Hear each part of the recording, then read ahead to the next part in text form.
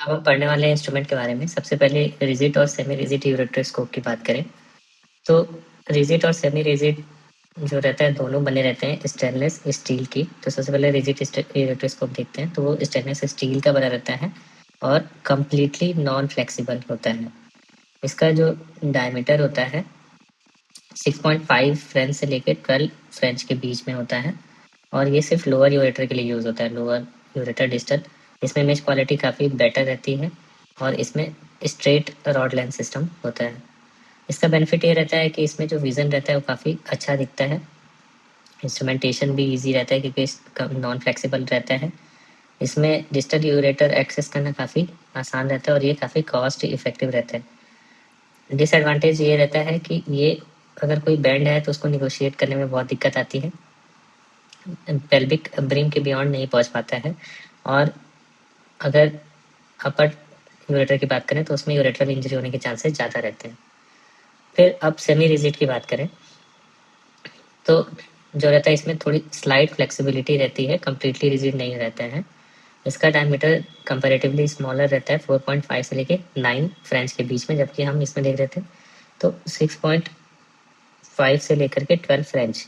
तो जो रिजिड था उसमें 6.5 से लेकर के 12 फ्रेंच है और जबकि सेमी रिजिड की बात करें तो सेमी रिजिड में 4.5 से लेकर के 9 फ्रेंच तक है। तो जो सेमी रिजिड रहता है बेसिकली वो सिर्फ डिस्टल और मिड यूरेटर के लिए रहता है। अपर यूरेटर तक कभी कभी पहुंच सकता है बट यूजुअली ये डिस्टल और मिड यूरेटर के यूज़ करने के लिए होता है। और इसमें रिजिड से कंपैरेटिवली इसमें जो ऑप्टिक सिस्टम होता है उससे कम अच्छा होता है, बट होता है। तो इसमें भी ऑप्टिक सिस्टम गुड होता है। एडवांटेज होता है कि अगर यूरेट्री कर्व है तो उसमें निगोशिएशन अच्छा होता है और इसमें ट्रॉमा के चांसेस भी कम रहते हैं। साइज में काफ़ी छोटा रहता है तो नैरो यूरेटर जैसे कि जो फीमेल या यंग पेशेंट्स हैं उसमें यूज़ कर सकते हैं। अगर डिसएडवांटेज की बात करें तो इसको हम इंट्रारीनल वर्क के लिए यूज़ नहीं कर सकते हैं और ड्यूरेबल भी कम रहता है एज़ कम्पेयर टू रिजिड, खराब होने के चांसेस रहते हैं। तो सबसे पहला जो क्वेश्चन यूजुअली पूछा जाता है कि how do you clean a rigid और सेमी रिजिड यूरेट्रोस्कोप। तो क्लीनिंग में हमेशा 3 स्टेप्स इन्वॉल्व रहते हैं। पहला जो रहता है वो रहता है प्री क्लीनिंग। प्री क्लीनिंग के बाद क्लीनिंग और क्लीनिंग के बाद जो रहता है डिसइंफेक्शन या स्टरलाइजेशन और फाइनली स्टोरेज।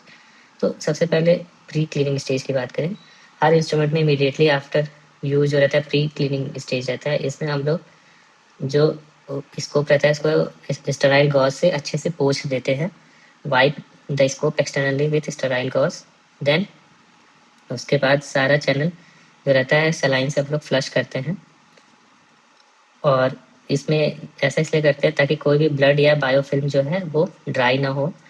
ये इसका मोस्ट इम्पॉर्टेंट पार्ट होता है प्री क्लीनिंग का। तो कोई भी ब्लड या कोई भी बायोफिल्म जो है वो स्कोप में नहीं लगा होना चाहिए, इसलिए हम लोग प्री क्लीनिंग करते हैं। फिर प्री क्लीनिंग के बाद जो है अब फिर मैनुअल क्लीनिंग आता है। मैनुअल क्लीनिंग में अगर हम बात करें तो सारा का सारा जो स्कोप है उसको हम लोग एंजाइमेटिक डिटर्जेंट सोल्यूशन में डाल देते हैं। तो बेसिकली एक बार पोंछने के बाद फिर इसको हम लोग डिटर्जेंट में डालते हैं।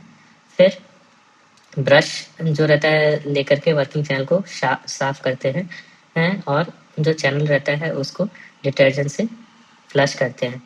और डिटर्जेंट से फ्लश करने के बाद सारा चैनल जब साफ हो जाए तो फिर क्लीन वाटर से फ्लश करते हैं और फिर स्कोप को विजुलाइज करते हैं to look for any visible debris. और इसमें फाइनली एक बार हम लोग जो ऑप्टिक्स रहता है स्कोप का या लाइट केबल कनेक्टर है तो ये सब भी चेक करते रहते हैं।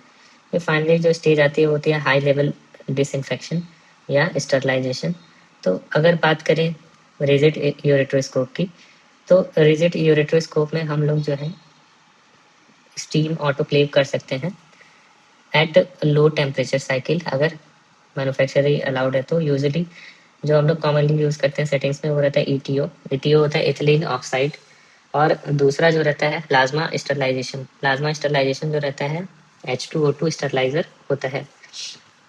अब बात करें सेमी रिजिड का तो सेमी रिजिड में तो हमें ऑटोक्लेव बिल्कुल भी नहीं करना है।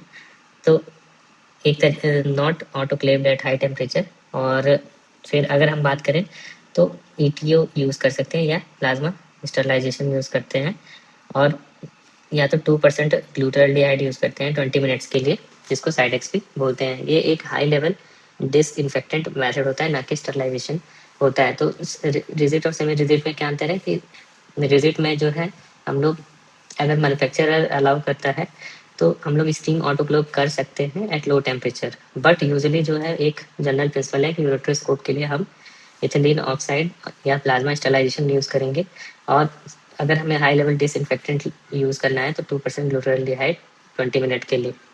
फिर जो अगला हाई लेवल डिसइंफेक्टेंट है साइडेक्स की तरह, वो होता है 12 मिनट के लिए, और ये रहता है ऑर्थोपैथाल्डिहाइड।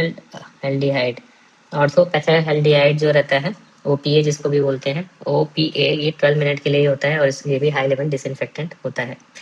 तो डिसइंफेक्टेंट यूज़ करने के बाद हमें फिर जो स्कोप रहता है उसको सुखाना रहता है, ड्राई करना रहता है।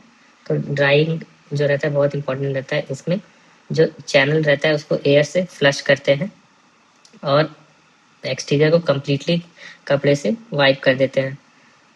हमें ध्यान देना है कि कोई भी मॉइस्चर जो है स्कोप के अंदर नहीं रहना चाहिए, क्योंकि उसकी वजह से इन्फेक्शन हो सकता है, और जो स्कोप का ऑप्टिक्स है वो डैमेज हो सकता है। फिर जो फाइनल स्टेप होता है वो रहता है स्टोरेज। स्टोरेज की बात करें तो स्टोरेज में जो रहता है, हम लोग स्कोप को वर्टिकली हैंग करते हैं इन अ ड्राई कैबिनेट, और हमें इंश्योर करना है कि कोई भी टेंशन नहीं है आई पीस पे या लाइट केबल पे।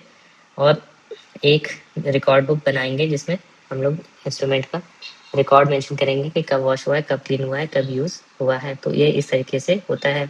तो टोटल जो अगर हम 5 स्टेप की बात करें तो सबसे पहला जो स्टेज में रहता है वो रहता है प्री क्लीनिंग। प्री क्लीनिंग के बाद जो रहता है, हमने मैनुअल क्लीनिंग देखा था। फिर हाई लेवल डिसइंफेक्टेंट। तो प्री क्लीनिंग के बाद मैनुअल क्लीनिंग। तो प्री क्लीनिंग में हम लोग सिर्फ एक गॉश पीस लेकर के वाइप करते थे। फिर मैनुअल क्लीनिंग में हम लोग डिटर्जेंट से साफ करते थे। फिर उसके बाद हाई लेवल डिसइंफेक्टेंट या स्टरलाइजेशन यूज़ करते थे। तो हाई लेवल डिसइंफेक्टेंट यूज़ कर रहे हैं तो यूजुअली हम लोग यूज़ करते हैं 2% ग्लूटाल्डिहाइड और या साइडेक्स। और फिर उसके बाद इंस्ट्रूमेंट को हम लोग ड्राई करते हैं, और ड्राई करने के बाद इंस्ट्रूमेंट को स्टोर करते हैं। तो ये जो है टोटल 5 स्टेप में इंस्ट्रूमेंट को सेफ रखने का तरीका होता है। तो अब बात करें कि सेमी रिजिड और रिजिड में क्या डिफरेंस होता है। तो जो रिजिड स्कोप की बात करें तो रिजिड स्कोप जो रहता है हीट को टॉलरेट कर सकता है, तो इसलिए हम लोग इसको ऑटोक्लेव कर सकते हैं। बट ऑटोक्लेव भी यूजुअली हम लोग लो टेम्परेचर स्टीम पे यूज़ करते हैं। जबकि सेमी रिजिड की बात करें तो सेमी रिजिड जो रहता है ऑटोक्लेव कंपैटिबल नहीं होता है, उसमें डैमेज होने के चांसेस रहते हैं ऑप्टिक्स का या एडेसिव्स का। तो सेमी रिजिड जो रहता है उसको हम लोग जो रहता है नहीं करते हैं ऑटोक्लेव, जबकि रिजिड को कर सकते हैं। अब स्टरलाइजेशन की बात करें तो रिजिड अगर हमारे पास स्कोप है तो ऐसे में हम लोग स्टीम ऑटोक्लेव यूज़ कर सकते हैं, और क्योंकि जो यूजुअली रिजिड रहता है वो ज़्यादा ड्यूरेबल रहता है, उसमें स्ट्रॉन्ग ड्यूरेबल स्टेनलेस स्टील का यूज़ होता है। जबकि अगर सेमी रिजिड की बात करें तो सेमी रिजिड में जो है इथिलीन ऑक्साइड या प्लाज्मा का यूज़ करते हैं, H2O2 प्लाज्मा का। और इसलिए ऐसे करते हैं क्योंकि इसमें ऑटोक्लेव नहीं कर सकते हैं। इसमें जो एडेसिव होता है वो सेंसिटिव होता है, और शाफ्ट जो रहता है सेमी फ्लेक्सिबल होता है, तो ये हाई हीट के अगेंस्ट में विथस्टैंड नहीं कर पाएगा। फिर जो अगला डिसइंफेक्टेंट का तरीका है वो है केमिकल डिसइंफेक्शन। और केमिकल डिसइंफेक्टेंट की बात करें तो ये यूजुअली हम लोग 2% ग्लूटाल्डिहाइड से करते हैं, या ओपथाल्डिहाइड से कर सकते हैं। ओपथाल्डिहाइड जो है इसमें अगर हम बात करें तो रिजिड स्कोप है तो वो जो रहता है ड्यूरेबल स्टील से बना रहता है, तो उस वो जो है केमिकल को भी अच्छे से टॉलरेट कर सकते हैं। जबकि सेमी रिजिड की बात करें तो उसमें अगर प्रोलॉन्ग केमिकल एक्सपोजर होता है तो यूजुअली इसमें जो बॉन्डिंग रहती है वो वीक हो जाती है, और जिससे कि फ्लेक्सिबिलिटी जो है स्कोप की कम हो जाती है। अब बात करते हैं चैनल केयर की। तो जो रिजिड स्कोप होता है उसमें यूजुअली स्ट्रेट चैनल होता है, तो उसमें जो है ब्रशिंग यूज़ करना या फ्लशिंग करना आसान होता है। जबकि सेमी रिजिड में स्लाइट बैंड होता है, तो यूजुअली इसमें जो है अगर हम ब्रशिंग करते हैं तो हमें ब्रशिंग करते समय बहुत ही ध्यान से ब्रशिंग करना चाहिए, क्योंकि इसमें जो है डेब्रिस को रिमूव करने के लिए काफ़ी मेटिकुलस तरीके से ब्रशिंग करना रहता है, क्योंकि इसमें स्लाइट बेंड रहता है। अगर हम बात करें ड्यूरेबिलिटी की तो जो सेमी रिजिड रहता है वो ज़्यादा सेंसिटिव रहता है, और इसलिए इसमें जो है एग्रेसिव ब्रशिंग नहीं करना चाहिए, क्योंकि उससे माइक्रो फ्रैक्चर्स हो सकते हैं। जबकि रिजिड स्कोप की बात करें तो ये रेजिस्टेंट होते हैं, और इसमें हम लोग मैकेनिकल ब्रशिंग आराम से कर सकते हैं और हैंडल करना भी आसान रहता है। फिर अब आगे अगर हम बात करें तो वो है डिसइंफेक्शन वर्सेस स्टरलाइजेशन, जो कॉमनली क्वेश्चन पूछा जाता है। तो डिसइंफेक्शन का मतलब होता है कि इसमें जो रहता है बैक्टीरियल स्पोर्स के अलावा ऑलमोस्ट सब कुछ हम लोग जो है रिमूव कर सकते हैं। तो डिसइंफेक्शन में अगर बात करें तो eliminates most pathogenic microorganism except bacterial spores. अगर जब हम स्पोर्स को भी मार देते हैं तो उसको फिर स्टरलाइजेशन बोलते हैं। तो हमें याद रखना है कि अगर हमें स्पोर्स को मारना है, स्पोर्स तो स्पोर्स को मारना है तो हमें यूज़ करना पड़ेगा स्टरलाइजेशन। ये चीज़ इम्पॉर्टेंट है। बाकी डिसइंफेक्शन में सब कुछ मर जा रहा है बट स्पोर्स नहीं मरते हैं। तो इस तरीके से अगर लेवल ऑफ डिसइंफेक्शन की बात करें तो डिसइंफेक्शन में सारे के सारे माइक्रो ऑर्गेनिज्म नहीं मरते हैं, तो नॉट कंप्लीट होता है, जबकि स्टरलाइजेशन कंप्लीट किल होता है, क्योंकि इसमें स्पोर्स भी मर जाते हैं। डिसइंफेक्शन जो है यूजुअली हम लोग केमिकल से भी कर सकते हैं या हीट से भी कर सकते हैं। लो हीट को हम लोग पॉस्चराइजेशन बोलते हैं। और केमिकल डिसइंफेक्टेंट की बात करें तो यूजुअली जो है 2% ग्लूटाल्डिहाइड यूज़ करते हैं, औपत अल्डिहाइड यूज़ करते हैं, क्लोरीन यूज़ कर सकते हैं, अल्कोहल्स या फिनोलिक्स यूज़ कर सकते हैं। जबकि स्टीम जो है, स्टीम ऑटोक्लेव, वो एक तरीके का स्टरलाइजेशन टेक्निक होता है। फिर इथिलीन ऑक्साइड जो है उससे भी स्टरलाइज कर सकते हैं। हाइड्रोजन पर ऑक्साइड प्लाज्मा है जो उसको भी यूज़ करते हैं, या ड्राई हीट जो है उसको भी यूज़ कर सकते हैं फॉर स्टरलाइजेशन। तो सबसे पहले अगर हम बात करें इंस्ट्रूमेंट में तो डिसइंफेक्शन जो है यूजुअली हम लोग जो सिस्टोस्कोप्स और फ्लेक्सिबल स्कोप्स होते हैं उसके लिए डिसइंफेक्शन यूज़ कर सकते हैं। जबकि स्टरलाइजेशन जो रहता है यूजुअली हम लोग उन इंस्ट्रूमेंट के लिए करते हैं जो क्रिटिकल होते हैं और बॉडी एरिया में एंटर करते हैं, जैसे कि यूरेट्रोस्कोप या लैप्रोस्कोपिक इंस्ट्रूमेंट्स।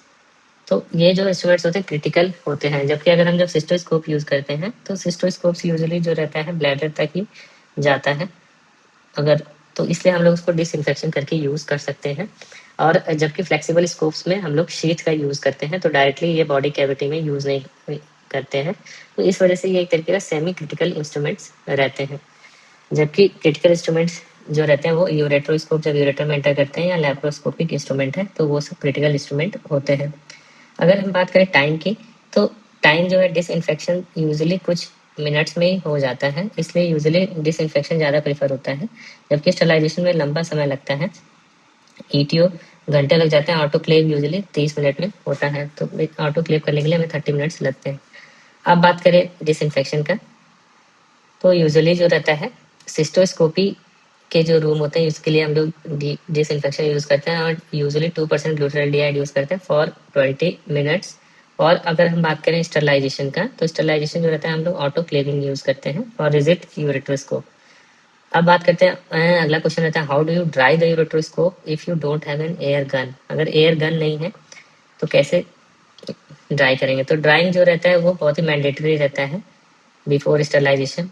और अगर एयर गन नहीं है तो मोस्ट कॉमन जो मेथड है सबसे पहला है वो है ग्रेविटी ड्रेनेज। ग्रेविटी ड्रेनेज क्या होता है, इसमें हम लोग यूरेट्रोस्कोप को वर्टिकली होल्ड करते हैं तो सारा का सारा पानी जो रहता है चैनल से नीचे गिर जाता है, और थोड़े बहुत जो ड्रॉपलेट्स रहते हैं उनको रिमूव करने के लिए हम जो है हल्का फुल्का टैप कर सकते हैं। तो इसमें जो रहता है यूरेट्रोस्कोप को वर्टिकली होल्ड करना है और वाटर जो है नेचुरली निकल जाएगा, और फिर टैप करना है। फिर अगला है गॉज का यूज़ करते हैं, स्टेराइल गॉज का। तो हम लोग स्टेराइल गॉज यूज़ करते हैं और इसमें बेसिकली जो एक्सटर्नल सरफेस होता है उसको थॉरली जो है अच्छे से साफ करते हैं, और जितना गॉज को चैनल ओपनिंग में अंदर एंटर घुसा करके अंदर डाल करके और एक बत्ती बना करके डालते हैं और मॉइस्चर को अच्छे से साफ कर सकते हैं। चैनल के अंदर हमें पुश नहीं करना रहता है, हमें बत्ती बना करके डालना रहता है। तो हमें क्या यूज़ करना है, पहले तो हम ग्रेविटी ड्रेनेज यूज़ कर सकते हैं, दूसरा स्टेराइल जो है गॉज पीस उसकी बत्ती बना करके चैनल के अंदर डाल सकते हैं। फिर जो तीसरा है वो है हैंड हेल्ड सिरिंज यूज़ कर सकते हैं, हाथ में सिरिंज पकड़कर एयर पुश कर सकते हैं। तो इसके लिए बेसिकली हम लोग 10 से 20 ml स्टेराइल सिरिंज यूज़ करते हैं इरिगेशन पोर्ट में और एयर पुश करते हैं मैनुअली। तो ये जो रहता है इससे ल्यूमेन जो है ड्राई हो जाता है। बस हमें यूज़ करते समय ध्यान देना है कि हम जो प्रेशर अप्लाई करें वो स्लो होना चाहिए और स्टेडी होना चाहिए, उससे डैमेज को हम लोग प्रिवेंट कर सकते हैं। फिर जो अगला है वो है अल्कोहल फ्लश मेथड। तो अगर हमारे पास 70% प्रोपाइल अल्कोहल है तो 70% प्रोपाइल अल्कोहल जो रहता है यूजुअली उसको यूज़ कर सकते हैं और उसको यूज़ करके चैनल्स को फ्लश कर सकते हैं। तो वो वाटर को डिस्प्लेस कर देता है और खुद जो रहता है इवेपोरेट हो जाता है और उसके बाद फिर हम ग्रेविटी ड्राइंग कर सकते हैं। तो अगर हम बात करें अल्कोहल फ्लश मेथड की तो यूजुअली जो हॉस्पिटल इन्फेक्शन कंट्रोल यूनिट होता है या तो उसकी जो गाइडलाइंस होती हैं उसमें यूजुअली अल्कोहल फ्लश जो रहता है स्कोप के लिए यूज़ करना अलाउड नहीं रहता है। फिर जो अगला है वो है लो हीट ड्राइंग कैबिनेट।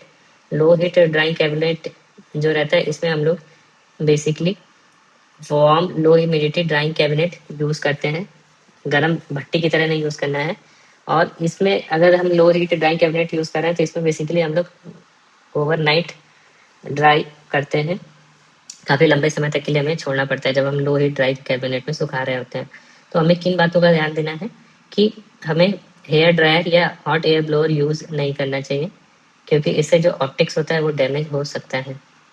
फिर दूसरा है कॉटन बड या वायर जो है चैनल के अंदर नहीं जाना चाहिए। हम कॉटन विक जो स्टेराइल गॉज से बना करके डाल सकते हैं, बट कॉटन बड जिससे कान साफ करते हैं या वायर किसी तरीके का वो चैनल के अंदर नहीं डालना चाहिए, वो खराब हो सकता है। और तीसरा जो इम्पोर्टेंट है कि हमें मॉइस्चर को ऐसे नहीं छोड़ना चाहिए क्योंकि बायोफिल्म बन सकता है और उसको डैमेज हो सकता है। फिर अब अगला है अगर हम बात करें कि यूरेट्रोस्कोप का यूज़ क्या होता है तो सबसे पहले जब हमें ये आंसर देना होगा तो हमें शुरू करना होगा डायग्नोसिस। पहले जो रहता है डायग्नोसिस यूज के लिए यूज़ करते हैं और डायग्नोस्टिक के लिए सबसे पहले हम लोग विजुलाइज कर सकते हैं यूरेट्रिक म्यूकोसा को। और फिर दूसरा है यूरेटर में कोई स्ट्रक्चर है तो उसको विजुलाइज कर सकते हैं। ट्यूमर है यूरेटर में तो वो देख सकते हैं।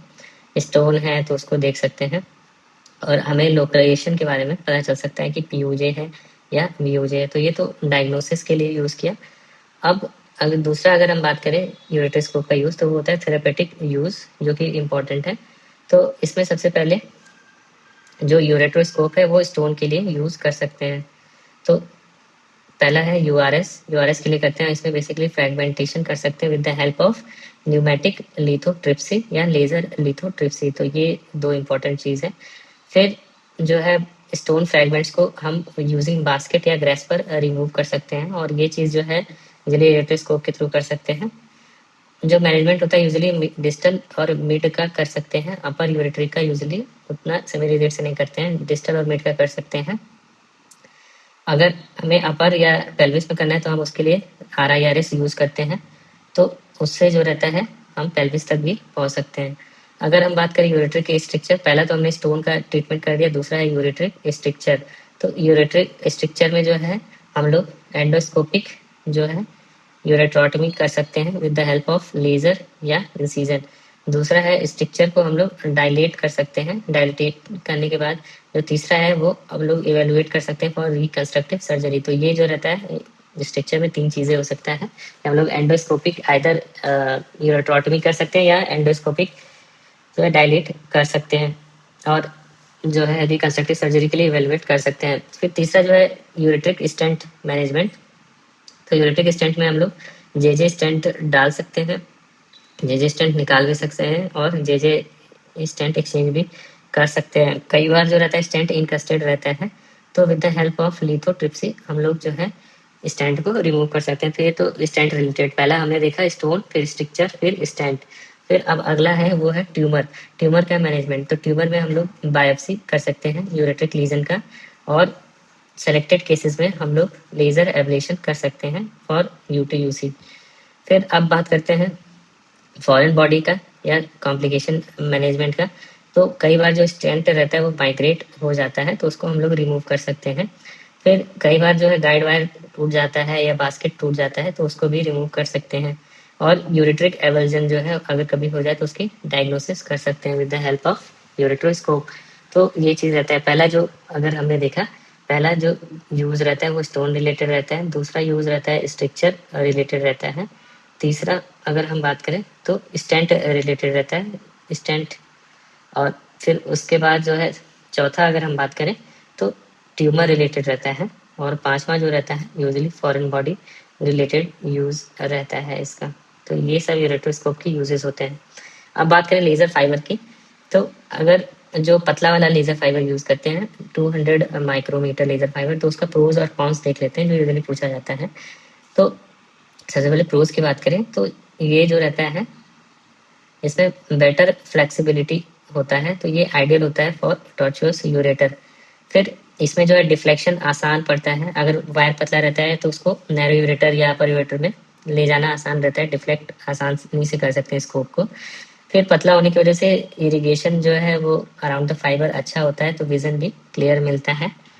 और जो अगर हम बात करें डस्टिंग भी इससे ज़्यादा अच्छी होती है, उसका रीज़न ये होता है कि जो हायर जो फ्रीक्वेंसी होती है पल्स फ्रीक्वेंसी हम लोग यूज़ कर सकते हैं with the help of 200 micrometre fibre, और यूरेट्रोस्कोप भी डैमेज होने के चांसेस नहीं रहते हैं बिकॉज ये फाइबर काफ़ी थिन होता है।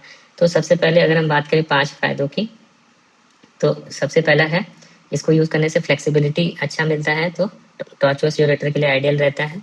दूसरा, डिफ्लेक्शन इससे स्कोप में आसानी से कर सकते हैं। तीसरा, स्पेस ज़्यादा मिलता है, तो इरिगेशन फ्लो जो रहता है अच्छे से होता है फाइबर के, तो विजन भी अच्छा मिलता है।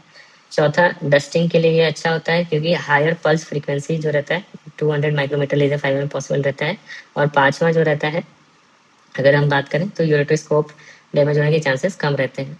अब इसके कुछ नेगेटिव बातें, तो इसमें जो रहता है एनर्जी जो ट्रांसमिट होती है वो कम होती है। इसमें अगर हम बात करें पल्स फ्रीक्वेंसी हमने देखा ज़्यादा हो रही है, बट एनर्जी ओवरऑल जो रहता है पर पल्स वो कम रहता है। तो पल्स ज़्यादा रहेगा, एनर्जी कम रहेगी। और इसमें जो रहेगा अब एनर्जी कम होगी तो स्टोन को फ्रेगमेंट करने में टाइम लगता है, स्लो होता है। तो यूजुअली अगर हार्ड स्टोन है, लार्ज स्टोन है, तो उसमें ज़्यादा टाइम लगेगा। फिर फाइबर टिप जो रहते हैं वो यूजुअली जल्दी डिग्रेड कर जाते हैं, और फाइबर बर्न बैक होने के चांसेस ज़्यादा रहते हैं। फाइबर बर्न बैक में होता क्या है कि जो फाइबर रहता है उसमें आगे टिप पे चैरिंग होने लगती है, तो ये चीज़ें हो सकती हैं। अब बात करते हैं 350 माइक्रोमीटर लेजर फाइबर का, जो यूजुअली हम लोग होमियम लेजर में यूज़ करते हैं। तो इसमें जो रहता है हाई एनर्जी ट्रांसफ़र होता है, तो यूजुअली ये अच्छा होता है हार्ड स्टोन के फ्रेगमेंटेशन के लिए। फिर इसमें जो रहता है स्टोन एब्लेशन फास्टर होता है, फास्टर स्टोन एब्लेशन होता है in most of the cases. जो ये रहता है ज़्यादा ड्यूरेबल होता है, इसलिए इसमें बर्न बैक के चांसेस कम रहते हैं। और इसमें अगर हम बात करें टैक्टाइल स्टेबिलिटी की, तो बेटर रहता है, तो इसलिए इसमें जो रहता है पॉपकॉर्न टेक्निक यूज़ करना आसान रहता है। तो अब 350 माइक्रोमीटर फाइबर होगा, यूजुअली होमियम फाइबर कितने मोटे होते हैं, तो उसको कंट्रोल करना अच्छा रहता है, टैक्टाइल फीडबैक भी अच्छा रहता है, तो पॉपकॉर्न टेक्निक यूज़ करना अच्छा रहता है। तो ओवरऑल जो हम 4 बेनिफिट्स की बात करें, तो पहला रहता है कि ये मोटा होता है तो एनर्जी ट्रांसफर हाई होता है, स्टोन जो है यूजुअली जल्दी फ्रेगमेंट होता है। फिर ये ड्यूरेबल ज़्यादा होता है एज कम्पेयर टू जो पतले फाइबर्स होते हैं, इसमें बर्न बैक फिनोमिना कम होता है। और टैक्टाइल स्टेबिलिटी ज़्यादा होती है, तो इसमें पॉपकॉर्न टेक्निक ज़्यादा होता है, जबकि हम लोग जो नैरो है उसमें डस्टिंग ज़्यादा होता है। फिर अगर हम कॉन्स की बात करें तो इसमें फ्लेक्सिबिलिटी कम हो जाती है, और टॉर्चुअस से यूरेटर रहेगा तो उसमें हम इसको यूज़ उतने अच्छे से नहीं कर सकते हैं। इससे जो रहता है यूरेट्रोस्कोप का डिफ्लेक्शन जो रहता है वो कम हो जाता है। ये सबसे इम्पोर्टेंट पॉइंट होता है ड्यूरिंग द वाइवा एग्जाम, तो ये ध्यान देना है। फिर इसमें जो रहता है इरिगेशन जो रहता है वो भी अच्छे से नहीं हो पाता है, तो विजिबिलिटी काफ़ी पुअर रहती है, और यूरेटल इंजरी होने के चांसेस ज़्यादा रहते हैं बिकॉज ऑफ स्टिफनेस। तो स्टिफनेस की वजह से ज़्यादा रहते हैं। तो ओवरऑल अगर हम बात करें तो सबसे पहले देखें तो वो है फ्लेक्सिबिलिटी। तो फ्लेक्सिबिलिटी की बात करें तो 200 माइक्रोमीटर फाइबर में फ्लेक्सिबिलिटी ज़्यादा अच्छा होता है। फिर अगर हम बात करें तो दूसरा होता है डिफ्लेक्शन। डिफ्लेक्शन की बात करें तो डिफ्लेक्शन यूजुअली जो रहता है 350 में कम हो जाता है क्योंकि वो मोटा रहता है। फिर जो तीसरा पॉइंट है वो है इरिगेशन फ्लो। तो इरिगेशन फ्लो की बात करें तो 200 माइक्रोमीटर फाइबर में बेटर होती है, जबकि 350 में रिड्यूस हो जाती है एक स्पेस कम होने की वजह से। फिर जो अगला पॉइंट हमने डिस्कस किया वो था स्टोन एब्लेशन। तो स्टोन एब्लेशन जो रहता है 200 माइक्रोमीटर में स्लो होता है, जबकि 350 में फास्ट होता है। फिर जो अगला हमने डिस्कस किया वो है हार्ड स्टोन्स। हार्ड स्टोन्स के लिए मोटा वाला ज़्यादा इफेक्टिव होता है। फिर उसके बाद अगर हम बात करें ड्यूरेबिलिटी का, तो जो 200 माइक्रोमीटर होता है वो लेस ड्यूरेबल होता है, जबकि 350 ज़्यादा ड्यूरेबल होता है, ज़्यादा लंबा चलता है। फिर जो अगला है वो है यूज इन नैरो या टॉर्चोस यूरेटर में। तो 200 माइक्रोमीटर फाइबर को हम लोग प्रीफर करते हैं, जबकि 350 माइक्रोमीटर जो फाइबर रहता है वो डिफिकल्ट होता है यूज करना। फिर अगर हम बात करें रिस्क ऑफ यूरोट्रोस्कोप डैमेज का, तो 200 माइक्रोमीटर में कम होता है, जबकि 350 माइक्रोमीटर में ज़्यादा रहता है। अगला क्वेश्चन यूजुअली पूछा जाता है यूरोट्रोस्कोप से कि how do you take a biopsy in the ureter using ureteroscopes. तो सबसे पहला स्टेप होता है अप्रोप्रिएट स्कोप चूज करना। अगर लीजन जो है डिस्टल होगा तो उसके लिए हम लोग रिजिड स्कोप यूज करते हैं, जबकि मिड यूरेटर के लिए सेमी रिजिड यूज करते हैं। इन केस अगर लीजन जो है अपर यूरेटर या रीनल पेल्विस में है तो हमें फ्लेक्सिबल यूरेटर स्कोप यूज करना रहता है। फिर स्कोप चूज करने के बाद हमें लीजन को विजुलाइज करना रहता है, और उसके लिए इम्पोर्टेंट होता है कि जो इरिगेशन हो क्लियर हो, जिससे कि अचीव कर सके हम अच्छा विजुलाइजेशन। और एक्सेसिव इरिगेशन प्रेशर नहीं यूज करना चाहिए, इससे जो रहता है ट्यूमर डिसेमिनेट होने के चांसेस कम रहते हैं और परफोरेशन का भी रिस्क कम रहता है। फिर उसके बाद जो है हमें बायोप्सी इंस्ट्रूमेंट्स चूज करना चाहिए, और बायोप्सी जो मोस्ट कॉमनली यूज करते हैं वो होता है 3 French cold cup biopsy forceps. ये मोस्ट कॉमनली यूज होता है। जो अदर बायोप्सी फॉरसेप्स हैं वो है पिराना फॉरसेप्स या सेरेटेड कप फॉरसेप भी बोलते हैं उसको। फिर अगर मास जो अगर फ्राइबल है तो ऐसे में हम लोग बास्केट बायोप्सी भी यूज कर सकते हैं, और कई बार हम लोग लेजर बायोप्सी भी कर सकते हैं with the help of holmium laser. तो ये जो रहता है यूजुअली लेजर बायोप्सी हम लोग कम प्रेफर करते हैं। तो जो टोटल 4 तरह का इंस्ट्रूमेंट हम लोग यूज कर सकते हैं, पहला है 3 French cold cup biopsy forcep, दूसरा है पिराना फॉरसेप या सेरेटेड कप फॉरसेप, तीसरा है बास्केट बायोप्सी, एंड चौथा है लेजर बायोप्सी। यूजुअली हम लोग होमियम करते हैं। तो अब सबसे पहले बात करें टेक्निक की, तो कोल्ड कप जो बायोप्सी मेथड होता है उसमें जो रहता है हम लोग फॉरसेप्स को एडवांस करते हैं थ्रू द वर्किंग चैनल, और फिर जब लीजन पे पहुंच जाते हैं तो कप को ओपन कर देते हैं। फिर अगेंस्ट द लीजन हम लोग जेंटली प्रेस करते हैं और कप को क्लोज कर देते हैं। फिर उसके बाद जो फॉरसेप रहता है उसको केयरफुली हम लोग विड्रॉ करते हैं ताकि स्पेसिमेन जो है लॉस्ट ना हो, और सेम प्रोसीजर को हम लोग कई बार रिपीट कर सकते हैं। तो सबसे पहले हमने फॉरसेप्स को एडवांस किया वर्किंग चैनल से, फिर लीजन तक पहुंच गए, लीजन से पहुंचने के बाद हमने कप को ओपन किया, और फिर ओपन करने के बाद लीजन को उस कप में फंसा करके क्लोज कर दिया, और फिर फॉरसेप्स को विड्रॉ कर लिया स्लोली। फिर अगला जो अगर बात करें जब ट्यूमर फ्राइबल होता है या पेपिलरी है तो ऐसे केस में बास्केट बायोप्सी भी कर सकते हैं। तो इसके लिए हम लोग जो बास्केट यूज करते हैं वो नेटिनॉल बास्केट यूज करते हैं, और इसमें हम लोग जस्ट बिलो लीजन जो है उसको ओपन करते हैं। फिर ट्यूमर को जैसे हम टच करेंगे तो जो ट्यूमर रहता है वो टूट जाता है। फिर उसको हम बास्केट में फंसा करके स्पेसिमेन के साथ निकाल सकते हैं। तो अब कॉम्प्लिकेशंस को अवॉइड करने के लिए हमें क्या करना चाहिए उन चीज़ों को देख लेते हैं। तो हमें ओवर मैनिपुलेट नहीं करना चाहिए, क्योंकि ऐसे में रिस्क आता है यूरेटिक परफोरेशन का। दूसरा, अगर टाइट स्ट्रक्चर है तो ऐसे में हमें सेफ्टी गाइड वायर यूज़ करना चाहिए, बिना सेफ्टी गाइड वायर के हमें बायोप्सी अवॉइड करना चाहिए। तीसरा, जो इरिगेशन है हमें उसको अच्छे से मेंटेन करना चाहिए ताकि जो विजन है वो क्लियर रहे। अब बात करते हैं स्टेंटिंग की। तो स्टेंटिंग की बात करें तो मैंडेटरी तभी होता है, कुछ ही सिलेक्टेड कंडीशन में हम लोग स्टेंटिंग करते हैं। अगर इडिमा जो है बहुत सिग्निफिकेंट है, दूसरा ब्लीडिंग बहुत ज़्यादा हो रही है, तीसरा अगर इंस्ट्रूमेंटेशन हमने बहुत देर तक किया है, और चौथा नैरो यूरेटर है। तो ये स्टेंट यूजुअली हम लोग डालते हैं to prevent the post operative stricture. तो स्टेंटिंग बायोप्सी की बात कब करेंगे, जब एडिमा सिग्निफिकेंट हो, इंस्ट्रूमेंटेशन काफ़ी देर तक किया है, यूरेटर काफ़ी नैरो लग रहा है, ब्लीडिंग हो रही है, तो ऐसे केस में हम यूज़ कर सकते हैं। फिर अगला क्वेश्चन यूजुअली पूछा जाता है कि हाउ मच ट्यूमर साइज, कितना बड़ा tumour size can be remove through a ureteroscope. तो यूजुअली जो यूरेट्रोस्कोप रहता है उसमें जो ट्यूमर रिमूव करते हैं हम लोग फ्रैगमेंट्स में यूज रिमूव करते हैं। एंटायर ट्यूमर एक बार में निकालना बहुत ही मुश्किल होता है।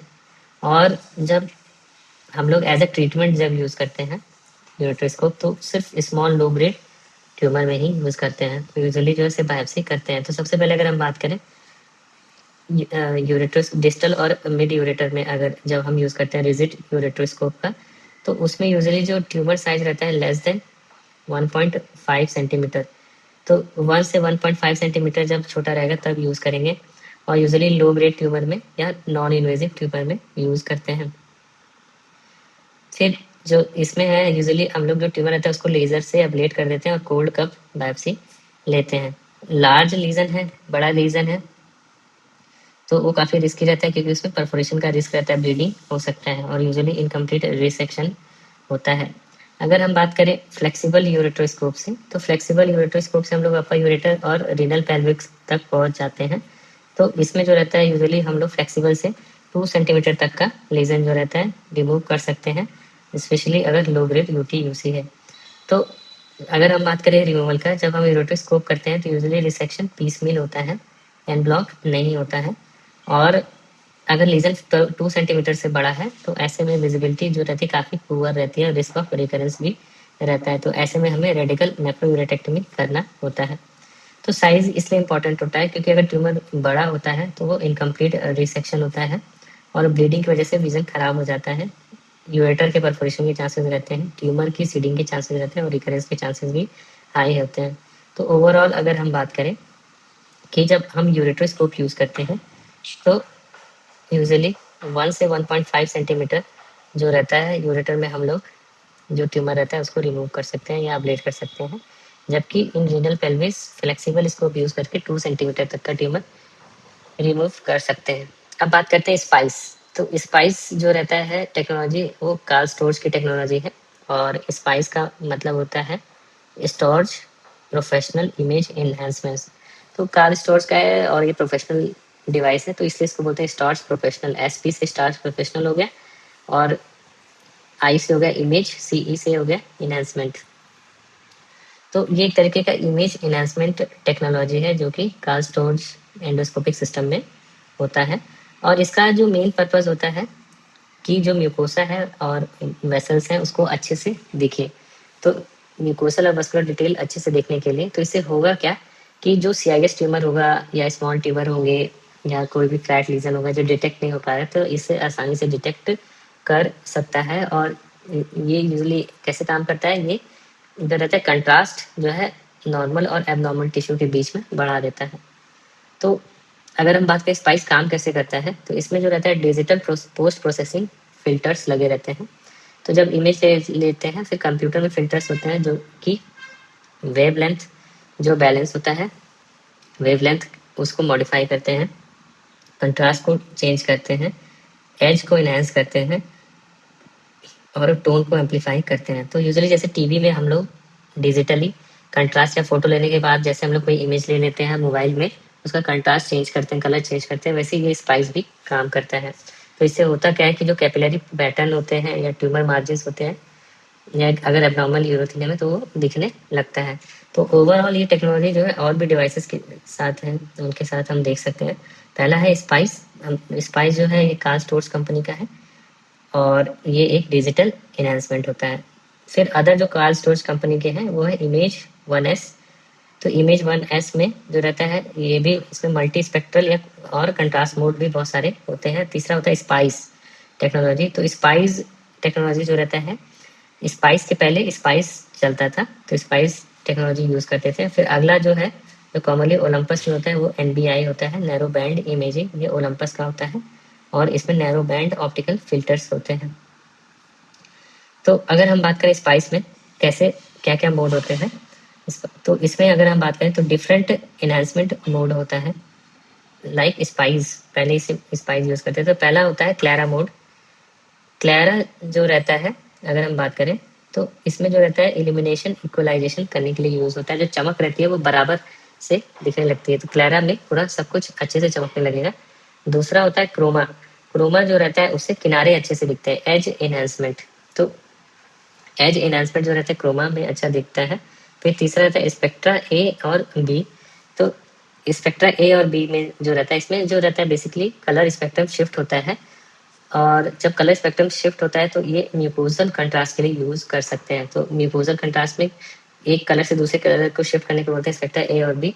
और फिर जो आखिरी रहता है वो कॉम्बिनेशन मोड रहता है। और कॉम्बिनेशन में हम लोग क्लैरा, क्रोमा और स्पेक्ट्रा जो रहता है एक साथ कंबाइन करके यूज करते हैं। तो यूजुअली जब हम क्लैरा यूज करते हैं तो चारों तरफ से हम लोग जो है उस चीज को इलिमिनेट करते हैं, इलिमिनेशन जो है बढ़ा देते हैं, इलिमिनेशन इक्वलाइजेशन। क्रोमा जो रहता है एज एनहांसमेंट होता है, स्पेक्ट्रा जो रहता है A B, colour spectrum shift for mucosal contrast. अब अगर हम बात करें तो हर जो मोड रहता है उससे फायदा क्या होगा कि ट्यूमर के वस्कुलर पैटर्न अच्छे से दिखते हैं, सीआईएस अच्छे से दिखेगा, इन्फ्लामेटरी म्यूकोसा है कि नहीं है, अर्ली पेपिलरी लीजन्स उनको डिटेक्ट कर सकते हैं। तो अब सबसे पहले बात करें क्लिनिकल यूटिलिटी स्पाइस का। तो स्पाइस का यूज़ करते हैं हम लोग यूरोथीलियल ट्यूमर्स के केस में। तो इससे यूरोथीलियल के केस में यूज़ करते हैं क्योंकि जो सीआईएस का विजुअलाइजेशन है काफ़ी बढ़ जाता है, ट्यूमर मार्जिन अच्छे से दिखता है, तो हम कंप्लीट टीओआरबीटी आसानी से कर सकते हैं। फिर जो दूसरा रहता है अपर ट्रैक्ट एंडोस्कोपी के केस में यूज़ कर सकते हैं। इससे जो रहता है कोई भी छोटा मोटा लीजन होगा इन रीनल पेल्विस या कैलिसिस या यूरेटर में तो पता चल जाता है। फिर तीसरा जो रहता है स्ट्रक्चर असेसमेंट में यूज़ कर सकते हैं। ये जो रहता है बेसिकली अगर हम बात करें तो अगर म्यूकोसा में कोई स्कीमिया है, फाइब्रोसिस है या अनहेल्दी टिश्यू है तो हम डिटेक्ट कर सकते हैं। और उसके बाद जो अगला है वो स्टोन्स। तो स्टोन्स की बात करें तो हम लोग स्टोन्स के सरफेस को इन्हेंस कर सकते हैं जिससे कि हमें लेज़र से टारगेट करने में आसानी रहेगी। तो ओवरऑल अगर हम बात करें स्पाइस की तो ये कार्सटोज की डिजिटल इमेज एनहांसमेंट प्लेटफॉर्म होता है जिससे कि म्यूकोजल और वस्कुलर विजुअलाइजेशन बढ़ जाता है और छोटी छोटी पैथोलॉजी भी हम लोग डिटेक्ट कर सकते हैं ड्यूरिंग एंडोस्कोपी।